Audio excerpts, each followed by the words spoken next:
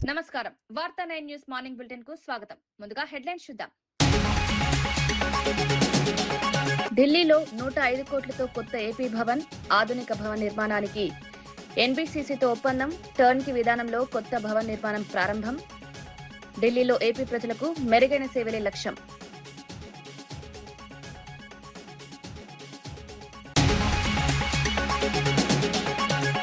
యాభై మంది పేద విద్యార్థులను చదువు బాధ్యత తీసుకున్న కేటీఆర్. టచ్ లైఫ్ తో విద్యార్థులకు అండగా కేటీఆర్. మహిళల సాధికారతకు విద్య మార్గం, సమాజ సేవకు ప్రతి ఒక్కరూ ముందుకు రావాలని పిలుపు.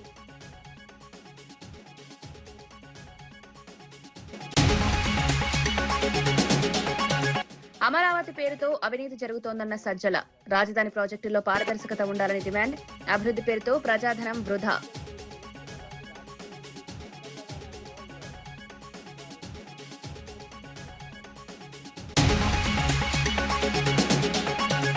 ఆర్ఎస్ ప్రవీణ్ భద్రతతో సీఎంకు సంబంధం లేదన్న దయాకర్. భద్రతా నిర్ణయాలు పోలీస్ శాఖవేనన్న దయాకర్.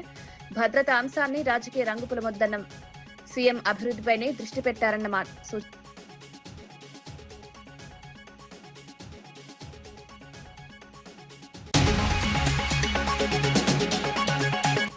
వీబీజీ రామ్జీ పథకాన్ని అడ్డుకుంటున్నారన్న బండి సంజయ్. కేంద్ర పథకంపై కాంగ్రెస్ రాజకీయాలు చేస్తోందని విమర్శ. తెలంగాణకు డబుల్ ఇంజిన్ ప్రభుత్వం అవసరం. పాఠశాలల విలీన నిర్ణయం పునఃసమీక్షించాలన్న బండి. ఢిల్లీలో సరికొత్త ఆంధ్రప్రదేశ్ భవన్ నిర్మాణానికి కీలక అడుగు పడింది. దాదాపు 105.5 కోట్ల రూపాయల అంచనా వ్యయంతో 2.49 లక్షల చదరపు అడుగుల విస్తీర్ణంలో అత్యాధునిక భవనాన్ని నిర్మించేందుకు రాష్ట్ర ప్రభుత్వం, కేంద్ర ప్రభుత్వ రంగ సంస్థ ఎన్బీసీసీతో ఒప్పందం కుదుర్చుకుంది. టర్న్కీ విధానంలో నిర్మాణ బాధ్యతలను ఎన్బీసీసీకే అప్పగించారు. నిర్మాణం పూర్తయిన తర్వాత 5 ఏళ్ల పాటు భవన నిర్మాణ బాధ్యతలను కూడా అదే సంస్థ చేపట్టనుంది. కొత్త భవన్లో ప్రజాసేవలు, అధికారుల వసతి, సమావేశ హాళ్లు, ఆధునిక సౌకర్యాలు అందుబాటులో ఉండేలా ప్రణాళిక రూపొందించారు.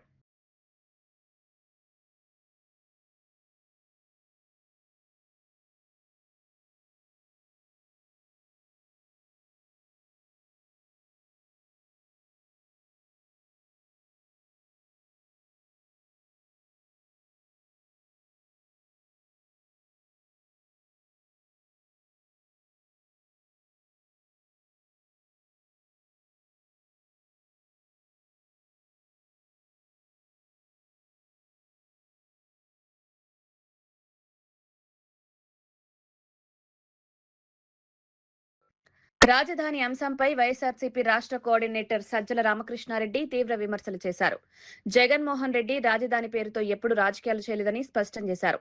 ప్రజాధనం దుర్వినియోగం కాకూడదనే బాధ్యతతోనే అమరావతి వ్యవహారంలో ప్రశ్నిస్తున్నామని తెలిపారు. అమరావతిలో రైల్వే స్టేషన్, ఎయిర్పోర్ట్ పేర్లతో కొత్త ప్రాజెక్టులు ప్రకటిస్తూ అవినీతికి అవకాశాలు పెంచుకుంటోందని చంద్రబాబు ప్రభుత్వంపై ఆరోపించారు. అభివృద్ధి పేరుతో ప్రజల సొమ్ము వృధా కాకుండా చూసే బాధ్యత ప్రతిపక్షంపై ఉందన్నారు. రాజకీయం లాగా చేయొచ్చు కదా. రాజకీయ ఎందుకు ఊరికి అనవసరంగా అయితే మిమ్మల్ని మీరు ఇరికించుకుంటున్నారు అనేవాళ్ళు ఉన్నారు. కాబట్టి మీరు అడిగే దీంతో లేదా వాళ్ళు ఆరోపిస్తున్నట్టు రాజకీయం చేసేవాడే జగన్మోహన్ రెడ్డి గారు అయితే ఇది చేయరు. నిన్న మాట్లాడింది ఎందుకు మాట్లాడదు? నాకే సరే ఉంటే ఉంటుంది, కొట్టుకుంటారులే. రేపు వచ్చిన కమిషన్ వేసి ఒక్కొక్కరిని వేసి తాట తీయచ్చు కదా. ఇప్పటి నుంచి ఆపాల్సిన ప్రయత్నం ఉంది. కావాల్సిన ఇష్యూలు లేవా? డిఎస్సీ లేదా? రైతులు ఇన్ని ఉన్నాయి. కాబట్టి వాటి మీద మాట్లాడాలి, వాటి మీదే మాట్లాడాలి. నిన్న కూడా ఇది వచ్చి విలేకరు అడిగితే స్పష్టత ఇచ్చాడు ఆయన. ఇది ప్రతిసారి ఈ క్వశ్చన్ వస్తుంటుంది. మీరే మీడియా నుంచి అడిగినప్పుడు స్పష్టత ఇచ్చారు. ఈరోజు కూడా ఇక్కడ అవినీతి లేకపోతే, ఇంత అవినీతి, ఇంత దుబారా, రాష్ట్రాన్ని ముంచే కుట్ర, అప్పుల భారంలో ముంచే కుట్ర ఇవి లేకపోతే దాని గురించి ఎక్కువ మాట్లాడాల్సిన అవసరం లేదు. అక్కడ పేదలకు స్థలాలు ఇస్తే వాటిని తీసేశారు. కాంట్రాక్టర్లకు మొబిలైజేషన్ అడ్వాన్సులు పేరిట ముందే ఇచ్చేశారు. వాళ్ళ పని చూస్తే అది జరగట్లే. నువ్వు 14-19 ఏమో టెంపరీ ఏంటివి, 24-29 మధ్య మున్సిపాలిటీ ఏంటివి, అది వస్తే తప్ప పూర్తి కాదంటివి. ఇంటర్నేషనల్ ఎయిర్పోర్ట్ ఒకటి, రైల్వే స్టేషన్ ఒకటి. ఎందుకంటే అంత భూమిలో ఏం చెప్పాలి ఆయనకు దొరకట్లే. ఏం చేసినా 4-5 దొరుకుతాయి. కాబట్టి ఆల్రెడీ స్పోర్ట్స్ సిటీ అనేది ఇంకో స్పోర్ట్స్ సిటీ కావాలంట. ఓ రైల్వే స్టేషన్ 2,000 ఎకరాల్లో 1,500 ఎకరాల్లో రైల్వే స్టేషన్, ఓ 4-5 ఎకరాల్లో ఎయిర్పోర్టు, బహుశా ఇంకొక 5,000 ఎకరాల్లో స్పేస్ సెంటరు, ఇంకొక 10,000 ఎకరాల్లో ఇంకోటి. తన 50వ పుట్టినరోజు సందర్భంగా సమాజానికి ఉపయోగపడే నిర్ణయం తీసుకుంటున్నట్లు బీఆర్ఎస్ వర్కింగ్ ప్రెసిడెంట్ కేటీఆర్ ప్రకటించారు. ఈ ఏడాది నుంచి 50 మంది పేద విద్యార్థుల విద్యా బాధ్యతను స్వీకరిస్తున్నట్లు వెల్లడించారు. అవసరంలో ఉన్న వారికి చేయూతనివ్వడం నిజమైన మానవత్వమని పేర్కొన్నారు. మహిళల సాధికారతకు తన పూర్తి సహకారం ఉంటుందన్నారు. టచ్ ఏ లైఫ్ థీమ్ తో సమాజ సేవకు అంకితమైన స్వచ్ఛంద సంస్థ నిర్వహించిన స్పర్శ 2026 వార్షిక కార్యక్రమంలో పాల్గొన్న కేటీఆర్ ఈ ప్రకటన చేశారు. Probably also help you connect to other, good donors who would come forward, who would also fund you. And I'm hoping that, I'm only doing this with one intent. My daughter is 17. She goes to college this year. And I can imagine if she didn't have a father, if she didn't have a parent, if she had an upward battle, what could have happened to her? I think, there's no point in living as a human being if you don't have that empathy, if you don't have that sense of despair when you see somebody who is underprivileged, sense of frustration when you can't help somebody who is in need. Today, I think whoever is upstairs has been very kind to me, has given me a lot, and whatever little I can give back to the society in the form of supporting these wonderful initiatives.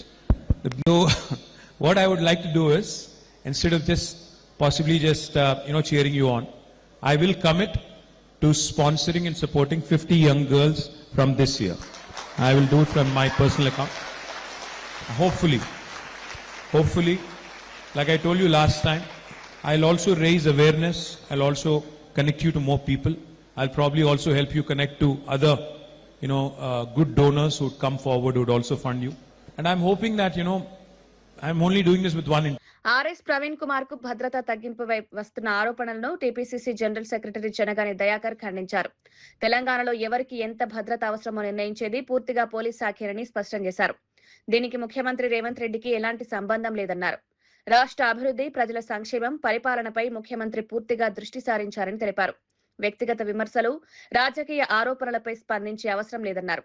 Telangana రాష్ట్రం కోసం పాటుపడలేదు. ఇవాళ ఆయన అందరి IPS లాగానే ప్రభుత్వ ఉద్యోగం చేసుకొని రాజకీయాల మీద ఇంట్రెస్ట్ తోని రిజైన్ చేసి రాజకీయాలకు వచ్చాడు. ఇవాళ ఆర్ఎస్ ప్రవీణ్ కుమార్ కు గన్మెన్ల అవసరమా, రక్షణ అవసరమా లేదనేది తెలంగాణ ఇంటెలిజెన్స్, తెలంగాణ పోలీస్ వ్యవస్థ చూస్తా ఉంటది. కాబట్టి రాష్ట్ర ముఖ్యమంత్రి గారికి ఆర్ఎస్ ప్రవీణ్ గురించి ఆలోచించేంత సమయం లేదు, ఆలోచన లేదు. రాష్ట్ర అభివృద్ధి కోసం, తెలంగాణ ప్రజల సంక్షేమం కోసం, యువత భవిష్యత్ కోసం ముఖ్యమంత్రి గారికి ఆలోచన ఉంది తప్ప ఇలాంటి ఆర్ఎస్ ప్రవీణ్ల గురించి, ఎల్లయ్య మల్లయ్య పుల్లయ్య గురించి, గన్మెన్ల గురించి, లేకపోతే బీఆర్ఎస్ పార్టీ ఏజెంట్లుగా ఉండి ఉద్యోగం పనిచేస్తున్నప్పుడే ఏజెంట్ గా వ్యవహరించినటువంటి ఆర్ఎస్ ప్రవీణ్ మీద ఆలోచన చేసే అవసరం మాకు లేదు. కాబట్టి ఆర్ఎస్ ప్రవీణ్ కుమార్ కు రక్షణ అవసరం ఉందా లేదా అనేది తెలంగాణ పోలీస్ వ్యవస్థ చూసుకుంటది. బీఆర్ఎస్ నాయకులారా, దయచేసి అర్థం లేని ఆరోపణలు, ఈ పిచ్చి ఆరోపణలు మానుకోవాలని కూడా ఆర్ఎస్ ప్రవీణ్ కుమార్ కు హితవు పలుకుతా ఉన్నాను. దయచేసి తన యొక్క పాపులారిటీ కోసం, తన యొక్క ఇమేజ్ కోసం ముఖ్యమంత్రి గారి పైన విమర్శలు చేస్తే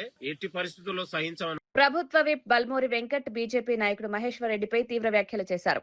మహేశ్వర్ రెడ్డి ఎమ్మెల్యేలాగా కాకుండా సినిమా దర్శకుడిలా ఊహాజనిత కథలు చెప్తున్నారని విమర్శించారు. ముందుగా మీ పార్టీ పరిస్థితిని చూసుకోవాలని సూచించారు. బండి సంజయ్, ఈటెల రాజేందర్, అరవింద్, కిషన్ రెడ్డి ఒక్కొక్కరు ఒక్కోలా మాట్లాడుతున్నారని ఎద్దేవా చేశారు. బీజేపీ రాష్ట్ర అధ్యక్షుడి మాటని సగం మంది వినడం లేదన్నారు. ఆ పార్టీకి చెందిన పలువురు ఎమ్మెల్యేలు కాంగ్రెస్ తో టచ్ లో ఉన్నారని ఆరోపించారు. వారి యొక్క కల్పనల గురించి వారు మాట్లాడిన మాటలు చూస్తే, మా ప్రభుత్వంలో, మా పార్టీలో ఏం జరుగుతుందో ఒరిజినల్ డూప్లికేట్ గురించి ఆయన మాట్లాడుతుండు. బీజేపీ పార్టీల ఎలక్షన్ల 2 నెలల ముందో, నెల ముందో, 2 నెలల ముందో, నాకు తెలిసి 20 రోజుల ముందు కావచ్చు, 20 రోజుల్లో, నెల ముందో బీజేపీ పార్టీలో చేరినాం. బీజేపీ పార్టీలో చేరి బీజేపీ పార్టీలో 8 మంది ఎమ్మెల్యేలు గెలిస్తే అందులో కొత్తగా అందరికంటే లాస్ట్ పోయినవే నువ్వు. ఢిల్లీకి మూటలప్ప చెప్పి నరేంద్ర మోడీకి, మరి అమిత్ షాకి ఏమి సమర్పించుకున్నావేమో కానీ శాసనసభాపక్ష నేతగా నిన్ను ఎన్నుకోనరు. 8 మంది ఎమ్మెల్యేలు ఉన్నారు మీ పార్టీలో. 8 మంది ఎమ్మెల్యేలో ఒక్క ఎమ్మెల్యేనా నీ మాటిన పరిస్థితి ఉందా? ఏ ఒక్క ఎమ్మెల్యేనా నువ్వు ప్రెస్ మీట్ పెడితే నీతో పాటు పక్కన కూర్చొని ప్రెస్ మీట్లో పాల్గొనే పరిస్థితి ఉందా?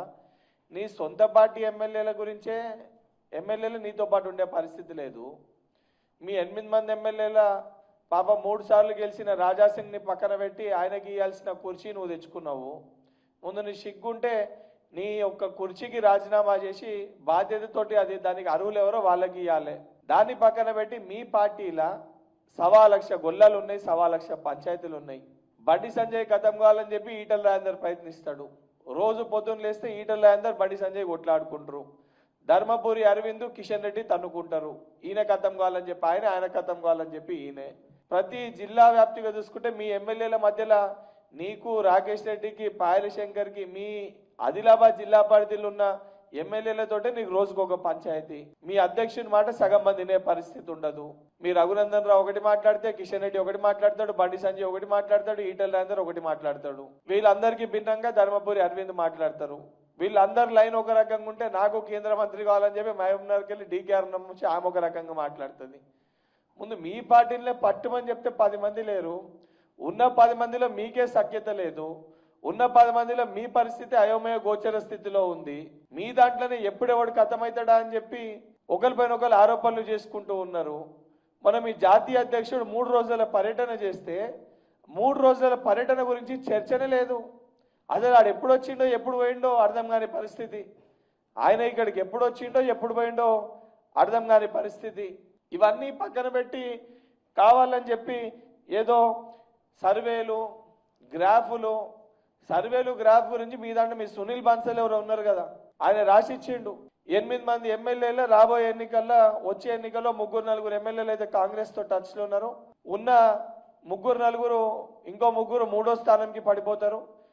వైఎస్ఆర్సీపీ రాష్ట్ర ప్రధాన కార్యదర్శి సజ్జల రామకృష్ణారెడ్డి రాజధాని అమరావతి అంశంపై ప్రెస్ మీట్ నిర్వహించి ముఖ్యమంత్రి చంద్రబాబు నాయుడు, డిప్యూటీ సీఎం పవన్ కళ్యాణ్ పై తీవ్ర విమర్శలు చేశారు. అమరావతి విషయంలో పూటకో మాట మార్చింది చంద్రబాబు, పవన్ కళ్యాణేనని ఆరోపించారు. గతంలో వారు చేసిన వ్యాఖ్యలకు సంబంధించిన పాత వీడియో క్లిప్పింగ్లను మీడియా సమావేశంలో ప్రదర్శించారు. ప్రజలను తప్పుదోవ పట్టించేలా ఇప్పుడు భిన్నమైన ప్రకటనలు చేస్తున్నారని విమర్శించారు. రాజధాని అంశంపై వైఖరి మార్పుకు ప్రజలకు సమాధానం చెప్పాలని డిమాండ్ చేశారు.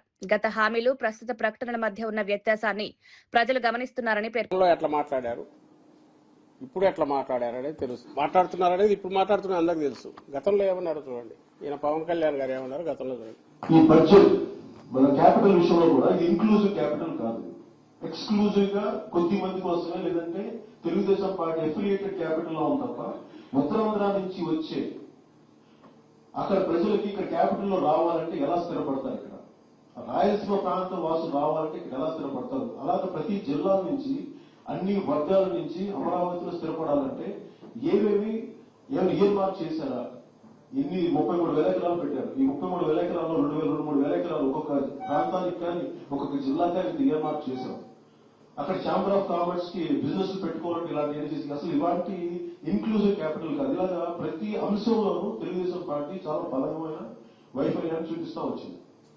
భూసేకరణ చేయడానికి వీలు లేదు. ఇష్టపడిస్తే తీసుకోండి, అనుమానం లేదు. మీరందరూ చెప్పరు. ఉపయోగపడుతున్న వ్యక్తుల గురించి వాళ్ళు ఉపయోగపడుతున్నప్పుడు మీరు వాళ్ళు ఒప్పించి తీసుకోండి తప్ప వాళ్ళ నుంచి లాక్కోవద్దు అని నేను చెప్తున్నాను. కర్నూలు మన రాజధాని. ఈరోజు అమరావతి మనకి రాజధాని ఏమో, కానీ నా మనసుకి కర్నూలే రాజధాని. దీనికి జనసేన ప్రభుత్వం తీసుకొచ్చిన రోజున నేను మీకు మాటిస్తున్నాను, అది ఎంత రాజధాని, ఏ స్థాయి నగరంతో కర్నూలు దానికి మించిన స్థాయి నగరాన్ని తీసుకొస్తాను. ఇవాళ రోజు కూడా అడిగిపోయిన కాదు కట్టలు అంటారు.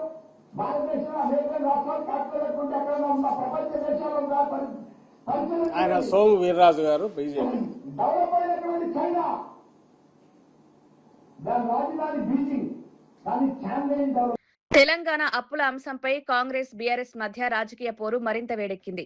Deputy CM Bhatti Vikramarka press meet నిర్వహించి బీఆర్ఎస్ ప్రభుత్వ హయాంలో రాష్ట్రంపై 8.21 లక్షల కోట్ల అప్పుల భారం మోపారని ఆరోపించారు. ఈ అంశంపై కేసీఆర్, మాజీ మంత్రి హరీష్ రావు ప్రజలకు సమాధానం చెప్పాలని డిమాండ్ చేశారు.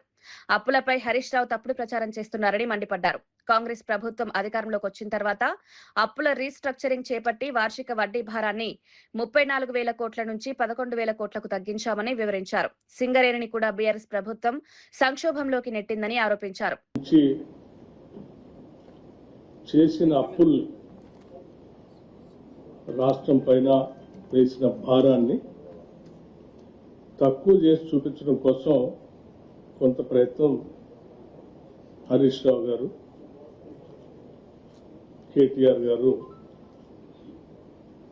పరిపరి విధాలుగా ప్రయత్నం చేస్తూ ఉన్నారు. ఆ ప్రయత్నాలు ఏ స్థాయికి వెళ్ళాయంటే వారు గత ప్రభుత్వంలో 10 సంవత్సరాలు మంత్రిగా పనిచేశారన్న సంగతి కూడా మర్చిపోయి స్థాయి దిగజార్చుకొని అబద్ధాలన్నీ పోగేసుకొని ఆ పోగేసుకున్న అబద్ధాలని ప్రచార అస్త్రాలుగా మార్చుకొని అదే పనిగా ఒక గ్లోబల్స్ ప్రచారం చేయడం కోసం ప్రయత్నం చేస్తూ ఉన్నారు. ఇది ఒక అంశంలో కాదు, అనేక అంశాలపైన ఇదే పనిగా పెట్టుకొని అబద్ధాలని ఒక్కొక్క శాఖ మీద ప్రయత్నం చేసే కార్యక్రమం చేస్తూ ఉన్నప్పుడు ఈ రాష్ట్ర ఆర్థిక పరిస్థితిని, రాష్ట్రంలో ఉన్నటువంటి సామాజిక పరిస్థితుల్ని, రాష్ట్రంలో ఉన్నటువంటి వనరుల్ని క్షుణ్ణంగా అర్థం చేసుకున్న ప్రభుత్వం తప్పనిసరిగా ఇప్పటికి కూడా మన వాస్తవాలు ప్రజల దృష్టికి తీసుకొని రాకపోతే ఈ అబద్ధాలు చెప్పేటువంటి ప్రచారకుల మాటలే ఇప్పటికే ఆ 10 సంవత్సరాలు వారి పాలన ఈ రాష్ట్రం పైన భారంగా మారింది. ఈ అబద్ధాలు ఇంకా పెనుభారంగా మారి సమాజానికే ఇది పెద్ద విధ్వంసంగా మారేటువంటి అంశంగా మారింది. ఇటువంటి పరిస్థితుల్లో ఉన్న వాస్తవాన్ని మేము ఆలోచన చేశాం. సరే, పని ఎట్లా లేదు వాళ్ళకి, 10 సంవత్సరాలు అడ్డగోలుగా చేసినటువంటి దోపిడీతో పెట్టుకున్నటువంటి వార్తా సంస్థలతోనో, అడ్డగోలుగా నిర్మించుకున్నటువంటి సోషల్ మీడియా వ్యవస్థలతోనో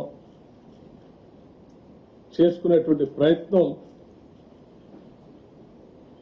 ఇది చివరికి రాష్ట్ర ఆర్థిక పరిస్థితి పైన,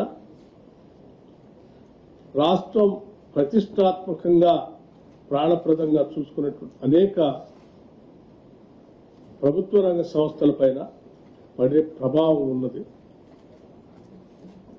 నిశ్శబ్దంగా ఉంటే ఇంకా నష్టం చేసినటువంటి వాళ్ళు అవుతాం.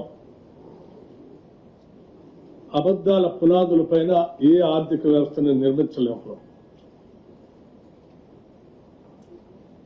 10 సంవత్సరాలు ఇటువంటి అబద్ధాల పునాదులపైనే ఆర్థిక వ్యవస్థ నిర్మిస్తున్నాం అని చెప్పి రాష్ట్రాన్ని ఈరోజు అనేక రకాలైనటువంటి ఇబ్బందులు నెట్టేసినటువంటి పరిస్థితుల్లో వాటన్నిటి గురించి మాట్లాడితే రాష్ట్రం యొక్క ప్రతిష్ట ఏమన్నా బయట రాష్ట్రాల్లో మిగతా ప్రాంతాల్లో కానీ తగ్గుతుంది అనేటువంటి ఆలోచనతో సాధ్యమైనంత వరకు ఆ వాస్తవాల్ని ఎక్కువగా మాట్లాడకుండా పాలన మీద దృష్టి సారించి వాటిని సరిచేసే వ్యవస్థలో ముందు పోతా ఉన్నాం. అయినప్పటికి కూడా కావాలని పదే ఇంకా అబద్ధాలు చెప్తా ఉంటే తప్పనిసరి పరిస్థితులు ఈరోజు బయటకు వచ్చి వాస్తవాలు చెప్పాలనేటువంటి ఆలోచనతో వచ్చాయి. హరీష్ రావు గారు, కేటీఆర్ గారు, మేము ముఖ్యమంత్రికి మంత్రులు ఛాలెంజ్ విసురుతున్నాం, రండి సమాధానం చెప్పండి అంటున్నారు. అనేక సందర్భాల్లో వాళ్ళు మీరే మాట్లాడుతూ ఉన్నారు, మా నాయకుడు కేసీఆర్ వారే వస్తారు, వారే పాలిస్తారు అని చెప్తారు. చేసింది అప్పులు రాష్ట్రాన్ని సర్వనాశనం చేసింది కేసీఆర్ అని. భవిష్యత్తులో మళ్ళీ ఆయనే వస్తున్నారు, మళ్ళీ మీరే చెప్తుంటారు. మధ్యలో మీ సంగతి ఏంది? అసలు మీరు ఏం మాట్లాడుతున్నారో మీకే తెలియదు, మీరేం చేద్దాం అనుకుంటున్నారో మీకే తెలియదు. మీ చేతుల్లో ఏముందని అసలు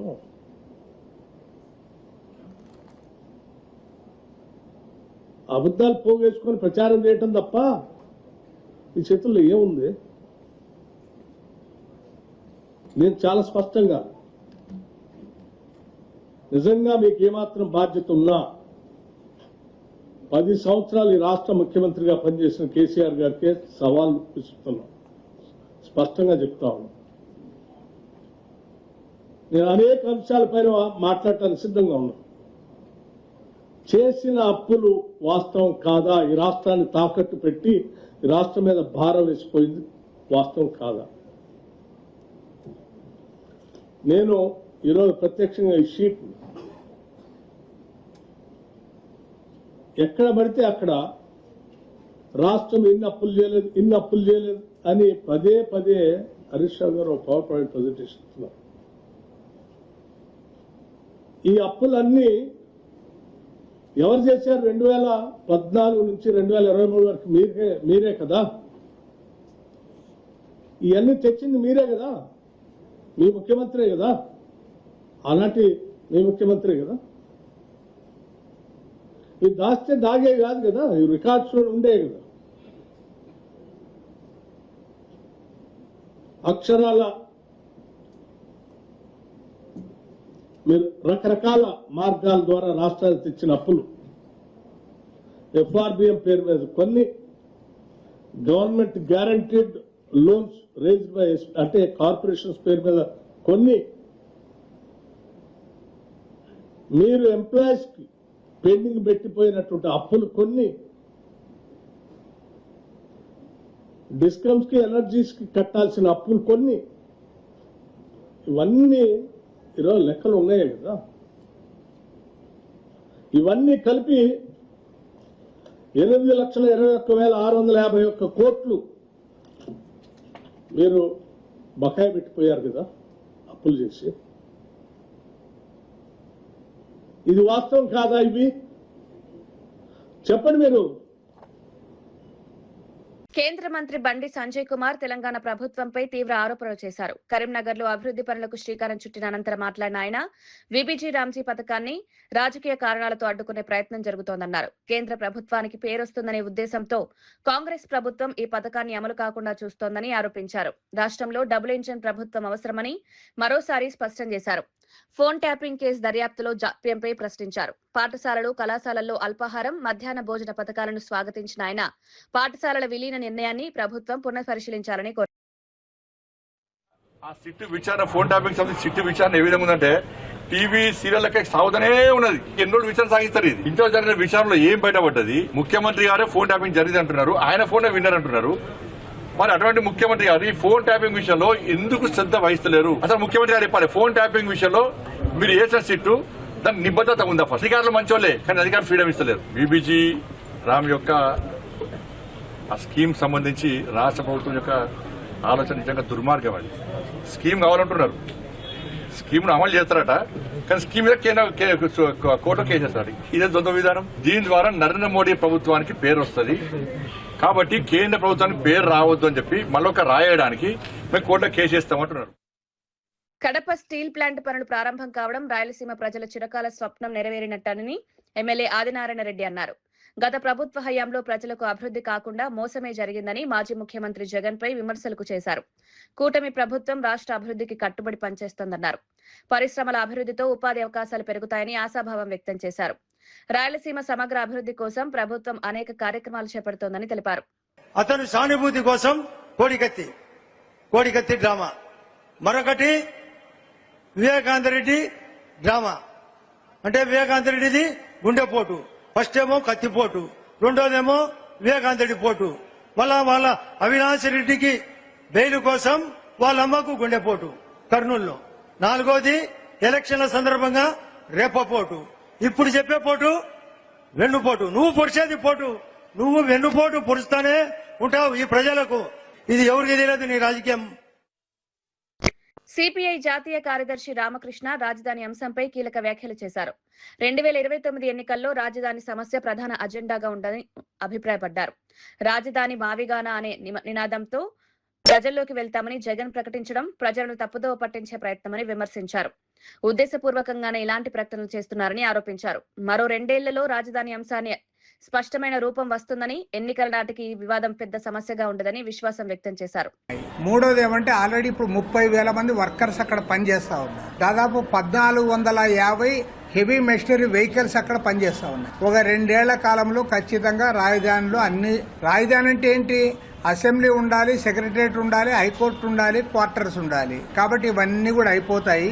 2029 నాటికి ఈ మావిగన్న అమరావతి అనే అజెండా ఉండనే ఉండదు. ఆ ఎలక్షన్లు వేరే అంశాలపైన జరుగుతాయి. మళ్లీ అమరావతిని వివాదాస్పదం చేయడం సరైనది కాదు. జగన్మోహన్ రెడ్డి స్వయంగా ఆమోదించాడు అసెంబ్లీలో. తర్వాత నువ్వు మళ్లీ అధికారం వచ్చాక 3 రాజధానులు అన్నావు. నువ్వు 3 రాజధానులు కట్టలే. ఇప్పుడు అధికారం పోయిన తర్వాత మళ్లీ మావిగన్న అనడం కరెక్ట్ కాదు. కాబట్టి నేను జగన్మోహన్ రెడ్డి గారికి కూడా కోరేది ఏమంటే, అపోజిషన్ పార్టీగా అక్కడ ఉంటున్న ప్రజల సమస్యలు లేదంటే నిర్మాణాల్లో అవకతవకలు వాటిపైన మాట్లాడితే బాగుంటుంది తప్ప అమరావతిని వివాదాస్పదం చేయడం కరెక్ట్ కాదు. రాష్ట్ర ప్రభుత్వం పెండింగ్ లో ఉన్న 8,000 కోట్ల రూపాయల ఫీజు రింబర్స్మెంట్ బకాయిలను వెంటనే విడుదల చేయాలని బీసీ సంక్షేమ సంఘం జాతీయ అధ్యక్షుడు ఆర్ కృష్ణయ్య డిమాండ్ చేశారు. జీవో నెంబర్ 9 ను రద్దు చేయాలని కూడా ప్రభుత్వాన్ని కోరారు. విద్యానగర్ లో బీసీ విద్యార్థి సంఘం ఆధ్వర్యంలో నిర్వహించిన ర్యాలీలో పాల్గొన్న ఆయన పేద విద్యార్థుల ఉన్నత విద్యకు అడ్డంకులు సృష్టించే నిర్ణయాలను సహించబోమన్నారు. ఫీజు బకాయిల కారణంగా వేలాది మంది విద్యార్థుల భవిష్యత్ ప్రమాదంలో పడుతోందని ఆందోళన వ్యక్తం చేశారు. ప్రభుత్వం వెంటనే స్పందించి బకాయిలు విడుదల చేయాలని కోరారు. డిమాండ్లు నెరవేరకపోతే ఉద్యమాన్ని మరింత ఉధృతం చేస్తామని హెచ్చరించారు. జూలై 8న ఇందిరా పార్క్ వద్ద సత్యాగ్రహ దీక్ష నిర్వహించి ప్రభుత్వంపై ఒత్తిడి తీసుకురానున్నట్లు ప్రకటించారు. మళ్ళీ 8 నాడు సత్యాగ్రహ దీక్ష ఉంది. ఈ విధంగా ఇందిరా పార్క్ దగ్గర నేను 8వ రోజు సత్యాగ్రహ దీక్ష చేస్తున్నా. ప్రభుత్వం ఉద్దేశపూర్వకంగా పేద కులాలు, పేద వర్గాలు చదువుకుంటున్నారు. బీసీలు, ఎస్సీలు, ఈబీసీలు, ఎస్టీలు, మైనార్టీలు, పేద వర్గాలు ఉన్నత విద్య, వృత్తి, ఇంజనీరింగ్, మెడిసిన్, పీజీ, డిగ్రీ ఒక పైసా ఖర్చు లేకుండా చదువుకుంటుంటే ప్రభుత్వంలోని భూస్వామ్య వర్గాలు, దోపిడీ వర్గాలు దీన్ని చూసి భరించలేకపోతున్నాయి. అందుకే వాళ్ళందరూ ఈ స్కీమ్ ఎట్లా చేయాలని చూస్తున్నారు. ఈ స్కీమ్ వల్ల రాష్ట్రం అభివృద్ధి చెందింది, సమాజంలో మార్పు వచ్చింది. ప్రతి ఒక్కరు ఐటీ, ఇప్పుడు రాష్ట్ర ప్రభుత్వంలో ఉన్న జాబ్ హోల్డర్ల కంటే ఐటీ కంపెనీలల్లో విదేశాలలోనే మన వాళ్ళు ఎక్కువ ఉన్నారు. మన రాష్ట్ర ప్రభుత్వంలో 2 లక్షలు 3 లక్షల కంటే ఎక్కువ లేరు. కానీ ఐటీ కంపెనీలో 10 లక్షల మందికి పైగా మన వాళ్ళు ఉన్నారు. దాని మూలంగా రాష్ట్ర ఆదాయం పెరుగుతున్నాయి, పన్నులు పెరుగుతున్నాయి, రాష్ట్ర ప్రజలు అభివృద్ధి చెందుతున్నారు. ఈ విషయాన్ని గమనించకుండా ఓర్వలేక వీళ్ళందరినీ కూడా ఈ ప్రభుత్వం ఇట్లా చేస్తుంది. అందుకే ఆ ఫీజుల రియంబర్స్మెంట్ పథకాన్ని యథావిధిగా కొనసాగించాలి, బకాయిలన్నీ చెల్లించాలి. లేని పక్షంలో పెద్ద ఎత్తున ఇంక ఉద్యమం ఇట్లా ఎక్కడికక్కడ స్పాంటేనియస్గా ప్రజలు రోడ్ల మీదకి వచ్చి ఉద్యమం చేపడతారని హెచ్చరిస్తున్నారు. మరిన్ని వార్తలతో మళ్ళీ కలుద్దాం. నమస్కారం.